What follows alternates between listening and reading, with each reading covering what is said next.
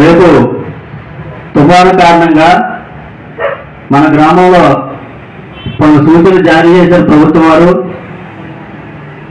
ప్రజలందరూ కూడా సురక్షితమైన ప్రాంతంలో ఉంటారని, అలాగే కరెంటు నిలిచిపోయే అవకాశం ఉన్నందున వాటర్ ట్యాంక్లో నీరు నింపుకోవాలండి.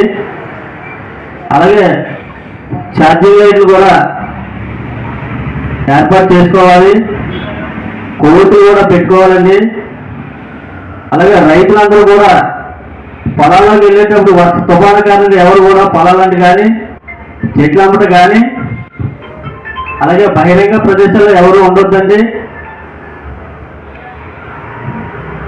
ముందుగా ప్రభుత్వం వారు ఈ ఆదేశాలు జారీ చేశారు కాబట్టి ప్రతి ఒక్కరు కూడా విషయాన్ని గమనిస్తారని కోరుతున్నాం.